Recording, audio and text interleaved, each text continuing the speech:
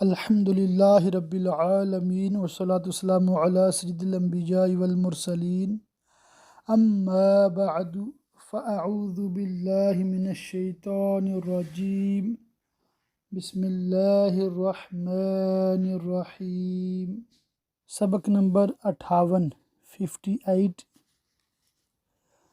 تفسیر خزائن العرفان پارہ 10 سورہ توبہ کی پہلی آیت مبارکہ سے انشاء اللہ تعالی ترجمہ کنز الایمان مع تفسیر خزائن العرفان پڑھنے سننے کی سعادت حاصل کریں گے۔ مکمل توجہ کے ساتھ خوب مسائل دینیہ، احکام دینیہ اور تعلیمات قرآن کو سمجھنے کی کوشش فرمائیں، سنتے بھی جائیں اور نیت بھی کرتے جائیں کہ انشاء اللہ تعالی قرآن پاک کے احکامات پہ عمل کر کے دنیا اور آخرت میں سرخرو ہونا ہے انشاء اللہ تعالی۔ سورہ توبہ مدنیہ ہے، اس میں 129 آیتیں اور 16 رکوع ہیں۔ سورہ توبہ مدنیہ ہے مگر اس کی اخیر کی آیتیں لقد جاءکم رسول سے آخر تک، ان کو بعض علماء مکی کہتے ہیں۔ اس صورت میں 16 رکوع، 129 آیتیں، 4078 کلمے، 10,488 حرف ہیں۔ اس صورت کے 10 نام ہیں، اس میں سے توبہ اور براءت 2 نام مشہور ہیں۔ اس صورت کے اول میں بسم اللہ نہیں لکھی گئی، اس کی اصل وجہ یہ ہے کہ جبریل علیہ السلام اس صورت کے ساتھ بسم اللہ لے کر نازل ہی نہیں ہوئے تھے، اور نبی کریم صلی اللہ علیہ وسلم نے بسم اللہ لکھنے کا حکم نہیں فرمایا۔ حضرت علی مرتضیٰ سے مروی ہے کہ بسم اللہ امان ہے، اور یہ صورت تلوار کے ساتھ امن اٹھا دینے کے لیے نازل ہوئی۔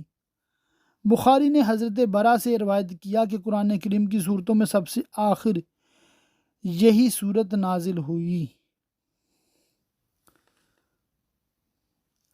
بیزاری کا حکم سنانا ہے اللہ اور اس کے رسول کی طرف سے ان مشرکوں کو جن سے تمہارا معاہدہ تھا اور وہ قائم نہ رہے۔ مشرکین عرب اور مسلمانوں کے درمیان عہد تھا، ان میں سے چند کے سوا سب نے عہد شکنی کی تو ان عہد شکنوں کا عہد ساقط کر دیا گیا اور حکم دیا گیا کہ 4 مہینے وہ امن کے ساتھ جہاں چاہیں گزاریں، ان سے کوئی تعرض نہ کیا جائے گا۔ اس عرصہ میں انہیں موقع ہے کہ خوب سوچ سمجھ لیں کہ ان کے لیے کیا بہتر ہے، اور اپنی احتیاطیں کر لیں اور جان لیں کہ اس مدت کے بعد اسلام منظور کرنا ہوگا یا قتل۔ یہ صورت 9 ہجری میں فتح مکہ سے 1 سال بعد نازل ہوئی۔ رسول کریم صلی اللہ علیہ وسلم نے اس سن میں حضرت ابوبکر صدیق رضی اللہ تعالیٰ عنہ کو امیر حج مقرر فرمایا تھا، اور ان کے بعد علی مرتضیٰ کو مجمع حجاج میں یہ صورت سنانے کے لیے بھیجا۔ چنانچہ حضرت علی مرتضیٰ نے 10 ذوالحجہ کو جمرہ عقبہ کے پاس کھڑے ہو کر ندا کی، یا ایہا الناس، یعنی اے لوگو، میں تمہاری طرف رسول کریم صلی اللہ علیہ وسلم کا فرستادہ یعنی بھیجا ہوا آیا ہوں۔ لوگوں نے کہا آپ کیا پیام لائے ہیں؟ تو آپ نے 30 یا 40 آیتیں اس صورت مبارکہ کی تلاوت فرمائیں، پھر فرمایا میں 4 حکم لایا ہوں۔ پہلا، اس سال کے بعد کوئی مشرک کعبہ معظمہ کے پاس نہ آئے۔ دوسرا، کوئی شخص برہنہ ہو کر کعبہ معظمہ کا طواف نہ کرے۔ تیسرا، جنت میں مومن کے سوا کوئی داخل نہ ہوگا۔ چوتھا، جس کا رسول کریم صلی اللہ علیہ وسلم کے ساتھ عہد ہے وہ عہد اپنی مدت تک رہے گا، اور جس کی مدت معین نہیں ہے اس کی میعاد 4 ماہ پر تمام ہو جائے گی۔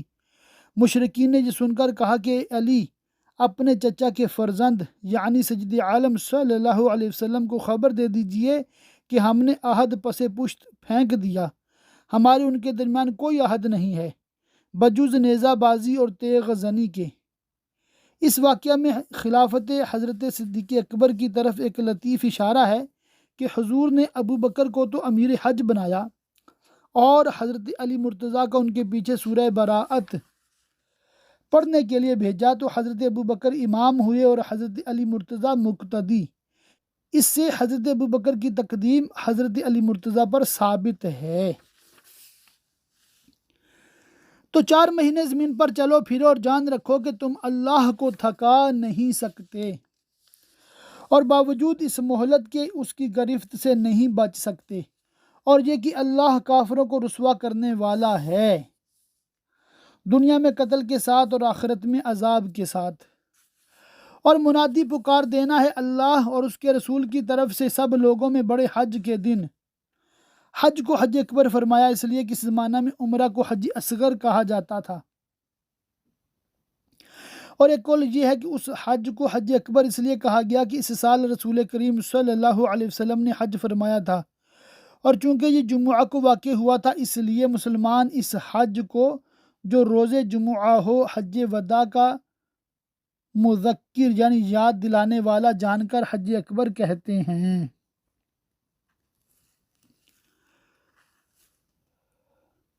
کہ اللہ بیزار ہے مشرکوں سے اور اس کا رسول، تو اگر تم توبہ کرو کفر و غدر سے تو تمہارا بھلا ہے، اور اگر منہ پھیرو ایمان لانے اور توبہ کرنے سے تو جان لو کہ تم اللہ کو نہ تھکا سکو گے۔ یہ وعید عظیم ہے، اور اس میں یہ اعلام یعنی جتانا مقصود ہے کہ اللہ تعالی عذاب نازل کرنے پر قادر ہے، اور کافروں کو خوشخبری سناؤ دردناک عذاب کی، مگر وہ مشرک جن سے تمہارا معاہدہ تھا پھر انہوں نے تمہارے عہد میں کچھ کمی نہ کی، اور اس کو اس کی شرطوں کے ساتھ پورا کیا۔ یہ لوگ بنی دمرہ تھے جو کنانہ کا ایک قبیلہ ہے، اور ان کی مدت کے 9 مہینے باقی رہے تھے، اور تمہارے مقابل کسی کو مدد نہ دی، تو ان کا عہد ٹھہری ہوئی مدت تک پورا کرو، بے شک اللہ پرہیزگاروں کو دوست رکھتا ہے۔ پھر جب حرمت والے مہینے نکل جائیں تو مشرکوں کو مارو جنہوں نے عہد شکنی کی، جہاں پاؤ، حل میں خواہ حرم میں، کسی وقت و مکان کی تخصیص نہیں۔ اچھا، یہاں پر یہ وضاحت دے دوں کہ مکہ پاک کے ارد گرد، خانہ کعبہ کے ارد گرد کافی علاقہ جس کو حرم کہتے ہیں، مکہ پاک سے جو ہی تھوڑا باہر نکلتے ہیں تو وہ علاقہ شروع ہو جاتا ہے جسے حل کہتے ہیں۔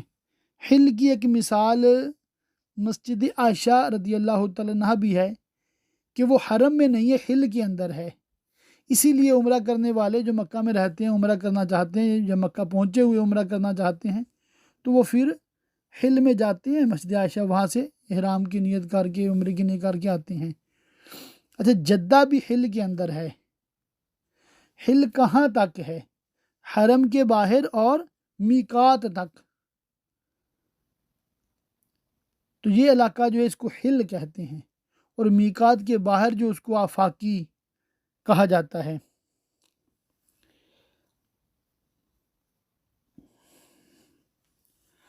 اور انہیں پکڑو اور قید کرو اور ہر جگہ ان کی طاق میں بیٹھو، پھر اگر وہ توبہ کریں، شرک و کفر سے اور ایمان قبول کریں اور نماز قائم رکھیں اور زکوٰۃ دیں تو ان کی راہ چھوڑ دو، اور قید سے رہا کر دو، اور ان سے تعرض یعنی چھیڑ چھاڑ نہ کرو، بے شک اللہ بخشنے والا مہربان ہے۔ اور اے محبوب، اگر کوئی مشرک تم سے پناہ مانگے مہلت کے مہینے گزرنے کے بعد تاکہ آپ سے توحید کے مسائل اور قرآن پاک سنیں جس کی آپ دعوت دیتے ہیں، تو اسے پناہ دو کہ وہ اللہ کا کلام سنے، پھر اسے اس کی امن کی جگہ پہنچا دو۔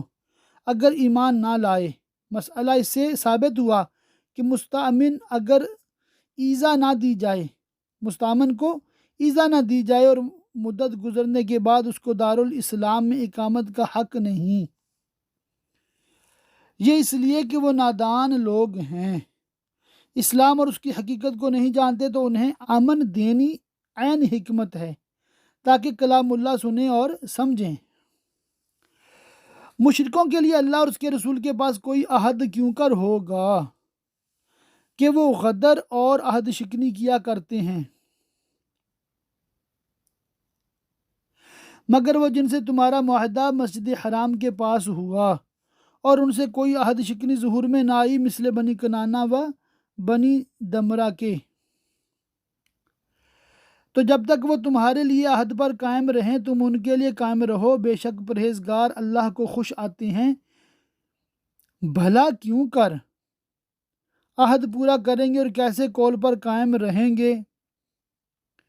ان کا حال تو یہ ہے کہ تم پر قابو پائیں تو نہ قرابت کا لحاظ کرے نہ عہد کا، اپنے منہ سے تمہیں راضی کرتے ہیں ایمان اور وفائے عہد کے وعدے کر کے، اور ان کے دلوں میں انکار ہے اور ان میں اکثر بے حکم ہیں۔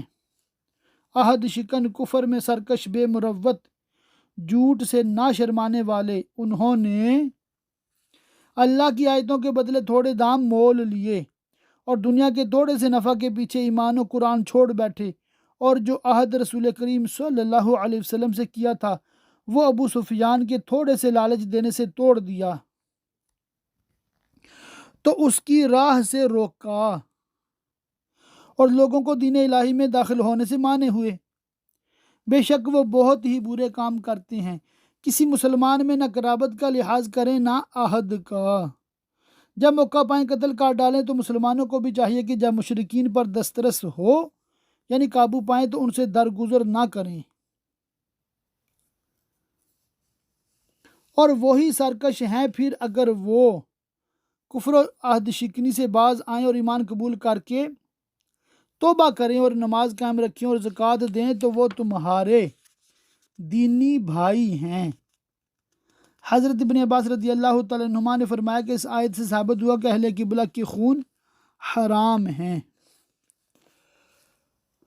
اور ہم آیت مفصل یعنی کھول کھول کر بیان کرتے ہیں جاننے والوں کے لیے۔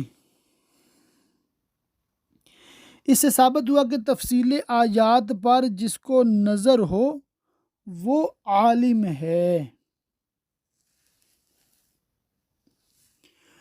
اور اگر عہد کر کے اپنی قسمیں توڑیں اور تمہارے دین پر منہ آئیں، اعتراض و تان کریں تو کفر کے سرغنوں سے لڑو۔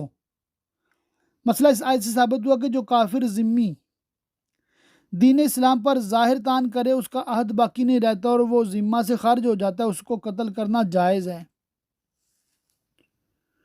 بے شک ان کی قسمیں کچھ نہیں اس امید پر کہ شاید وہ باز آئیں۔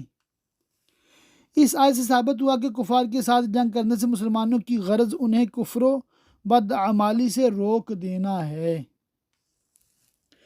کیا اس قوم سے نہ لڑو گے جنہوں نے اپنی قسمیں توڑیں اور صلح حدیبیہ کا عہد توڑا اور مسلمانوں کے حلیف خزاعہ کے مقابل بنی بکر کی مدد کی اور رسول کے نکالنے کا ارادہ کیا مکہ مکرمہ سے دارالندوہ میں مشورہ کر کے، حالانکہ انہی کی طرف سے پہل ہوئی ہے۔ کیا ان سے ڈرتے ہو؟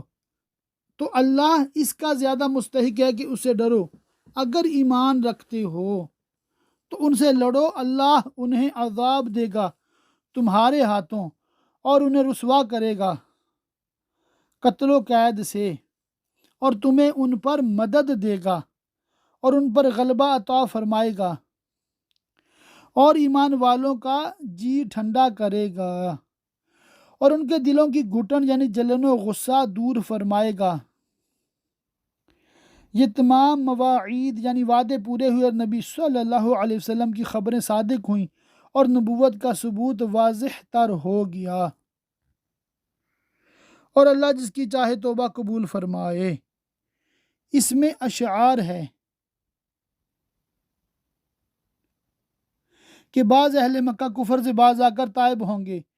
یہ خبر بھی ایسی ہی واقع ہوئی، چنانچہ ابو سفیان اور اکرمہ بن ابی جہل اور سہیل بن عمر ایمان سے مشرف ہوئے، اور اللہ علم و حکمت والا ہے۔ کیا اس گمان میں ہو کہ یوں ہی چھوڑ دیے جاؤ گے اور ابھی اللہ نے پہچان نہ کرائی ان کی جو تم میں سے جہاد کریں گے اخلاص کے ساتھ اللہ کی راہ میں، اور اللہ اور اس کے رسول اور مسلمانوں کے سوا کسی کو اپنا محرم راز نہ بنائیں گے۔ اس سے معلوم ہوا کہ مخلص اور غیر مخلص میں امتیاز کر دیا جائے گا، اور مقصود اس سے مسلمانوں کو مشرک کی موالات یعنی آپس کی دوستی اور تعلق اور ان کے پاس مسلمانوں کے راز پہنچانے سے ممانعت کرنا ہے۔ یہاں یہ وضاحت دے دوں کہ موالات کہتے ہیں فرینڈ شپ کو، دوستی کو، یہ جائز نہیں ہے کافروں کے ساتھ۔ اور معاملات جیسے خرید و فروخت، ان کے ہاں نوکری کرنا، ان کو اپنے نوکری پہ رکھنا، یہ جائز ہے، معاملات جائز ہے کافروں کے ساتھ۔ اور اللہ تمہارے کاموں سے خبردار ہے، مشرکوں کے نہیں پہنچتا کہ اللہ کی مسجدیں آباد کریں۔ مسجدوں سے مسجد حرام کعبہ معظمہ مراد ہے۔ اس کو جمع کے صیغے سے اس لیے ذکر فرمایا کہ وہ تمام مسجدوں کا قبلہ ہے اور امام ہے۔ اس کا آباد کرنے والا ایسا ہے جیسے تمام مسجدوں کا آباد کرنے والا۔ اور جمع کا صیغہ لانے کی یہ وجہ بھی ہو سکتی ہے کہ ہر بقعہ، ہر حصہ و ٹکڑا مسجد حرام کا مسجد ہے، اور یہ بھی ہو سکتا ہے کہ مسجدوں سے جنس مراد ہو اور کعبہ معظمہ اس میں داخل ہو، کیونکہ وہ اس جنس کا صدر ہے۔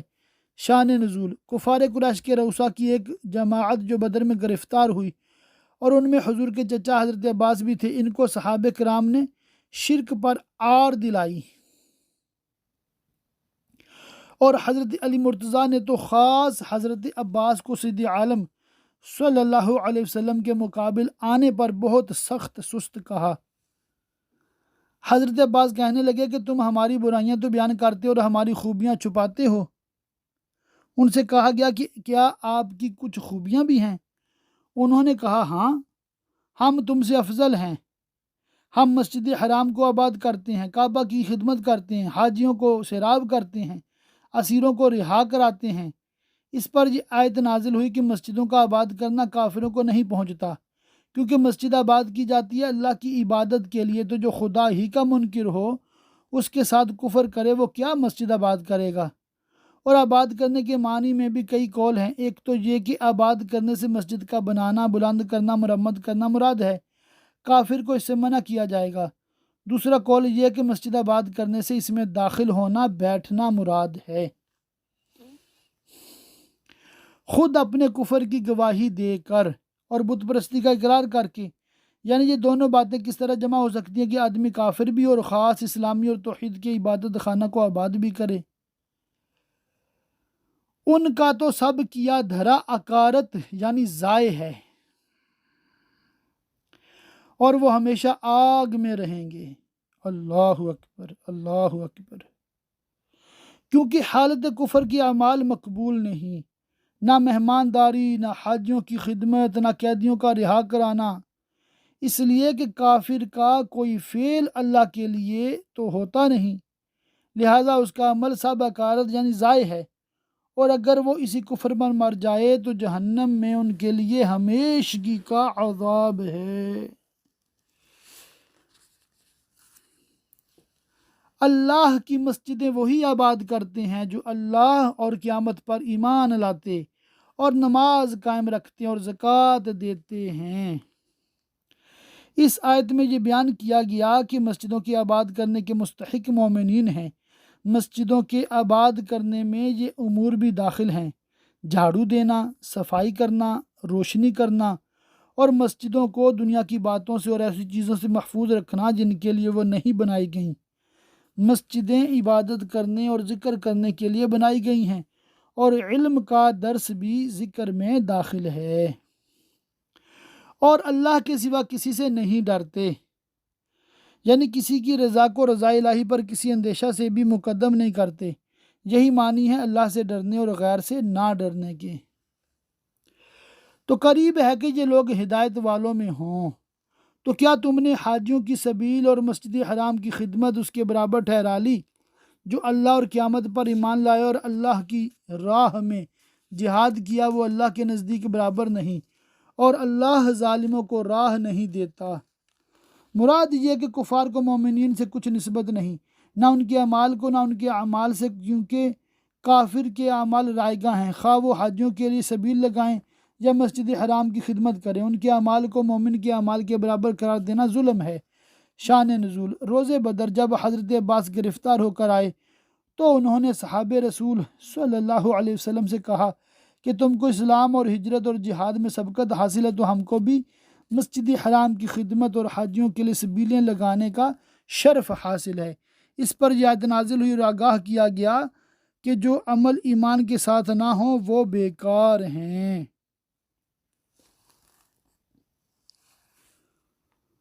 وہ جو ایمان لائے اور ہجرت کی اور اپنے مال جان سے اللہ کی راہ میں لڑے، اللہ کے جہاں ان کا درجہ بڑا ہے دوسروں سے، اور وہی مراد کو پہنچے، اور انہی کو دنیا اور آخرت کی سعادت ملی۔ ان کا رب انہیں خوشی سناتا ہے اپنی رحمت اور اپنی رضا کی، اور یہ اعلیٰ ترین بشارت ہے، کیونکہ مالک کی رحمت اور رضا بندے کا سب سے بڑا مقصد اور پیاری مراد ہے۔ اور ان باغوں کی جن میں انہیں دائمی نعمت ہے، ہمیشہ ہمیشہ ان میں رہیں گے، بے شک اللہ کے پاس بڑا ثواب ہے۔ اے ایمان والو، اپنے باپ اور اپنے بھائیوں کو دوست نہ سمجھو اگر وہ ایمان پر کفر پسند کریں، اور تم میں جو کوئی ان سے دوستی کرے گا تو وہی ظالم ہیں۔ جب مسلمانوں کو مشرکین سے ترک موالات یعنی تعلقات ختم کرنے کا حکم دیا گیا تو بعض لوگوں نے کہا یہ کیسے ممکن ہے کہ آدمی اپنے باپ، بھائی وغیرہ قرابت داروں سے ترک تعلق کرے؟ اس پر یہ آیت نازل ہوئی اور بتایا گیا کہ کفار سے موالات جائز نہیں، چاہے ان سے کوئی بھی رشتہ ہو۔ چنانچہ آگے ارشاد فرمایا،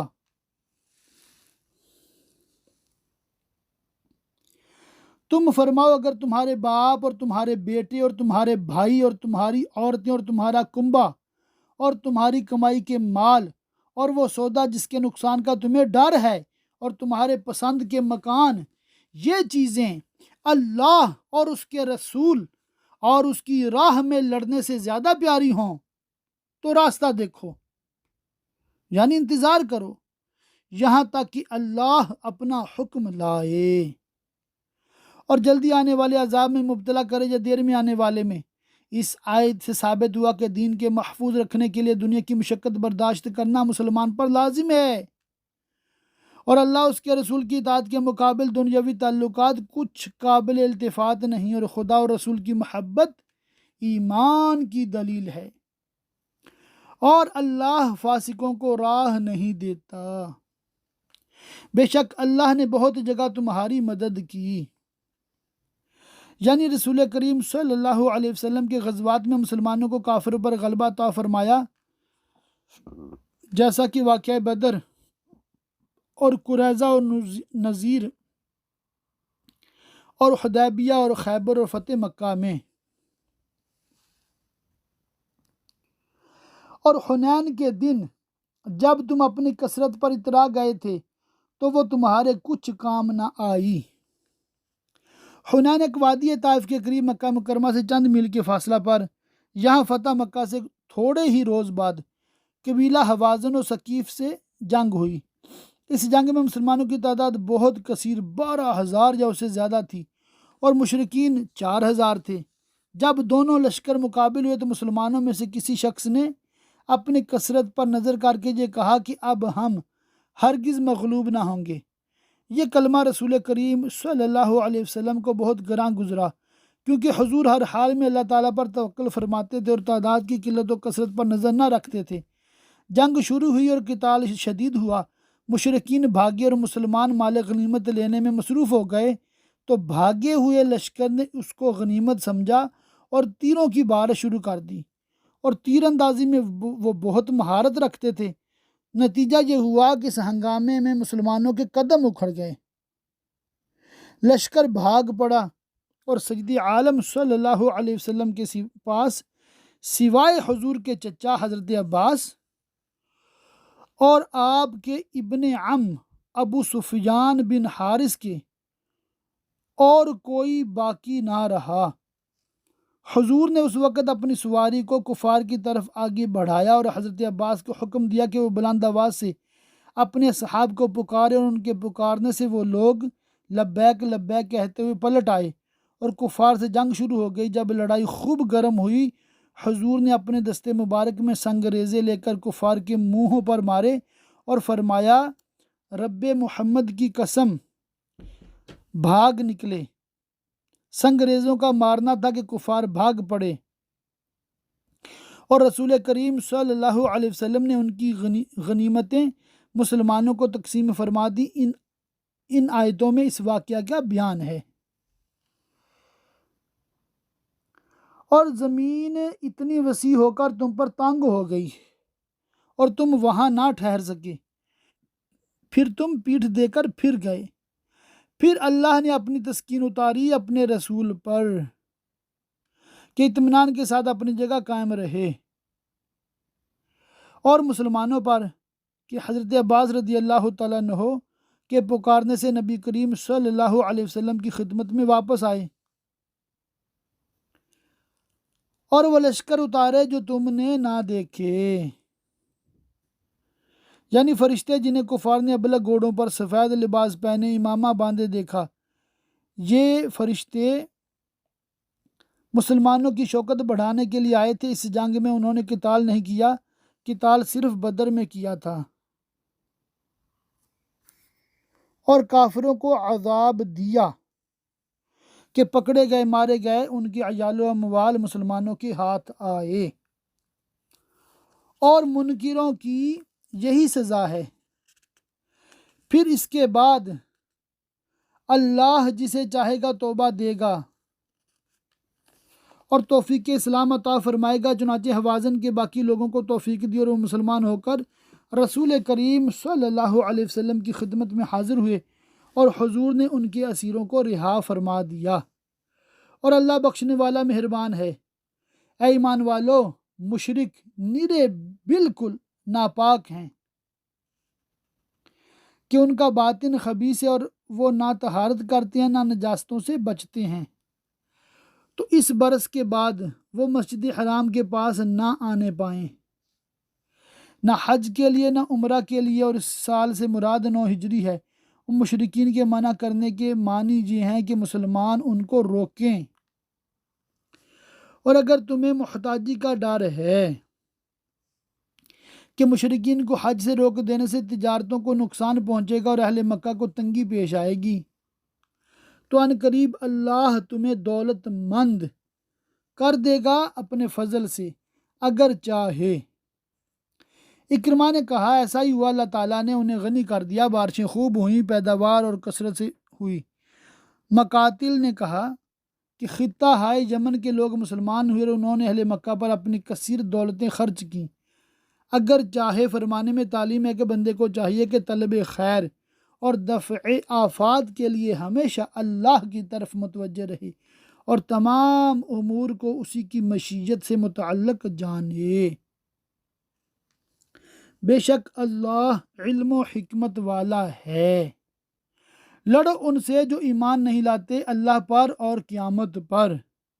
اللہ پر ایمان لانا یہ ہے کہ اس کی ذات اور جملہ صفات و تنزیہات کو مانے، اور جو اس کی شان کے لائق نہ ہو اس کی طرف نسبت نہ کرے۔ اور بعض مفسرین نے رسولوں پر ایمان لانا بھی اللہ پر ایمان لانے میں داخل قرار دیا ہے۔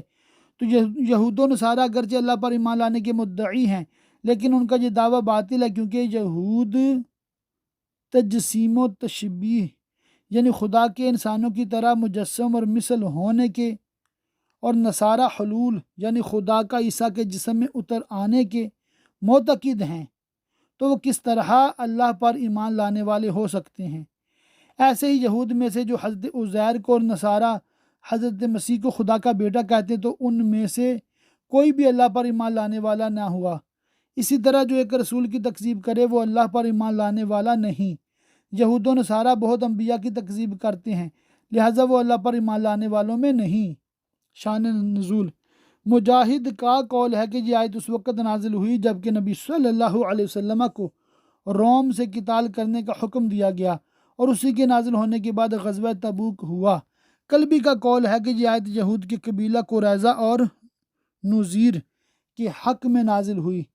سید عالم صلی اللہ علیہ وسلم نے ان سے صلح منظور فرمائی، اور یہی پہلا جزیہ ہے جو اہل اسلام کو ملا، اور پہلی ذلت ہے جو کفار کو مسلمانوں کے ہاتھ سے پہنچی۔ اور حرام نہیں مانتے اس چیز کو جس کو حرام کیا اللہ اور اس کے رسول نے۔ قرآن و حدیث میں اور بعض مفسرین کا قول ہے کہ معنی یہ ہیں کہ کو توریت و انجیل کے مطابق عمل نہیں کرتے، ان کی تحریف یعنی رد و بدل کرتے ہیں اور احکام اپنے دل سے گھڑتے ہیں، اور سچے دین یعنی اسلام دین الہی کے تابع نہیں ہوتے، یعنی وہ جو کتاب دیے گئے جب تک اپنے ہاتھ سے جزیہ نہ دیں ذلیل ہو کر۔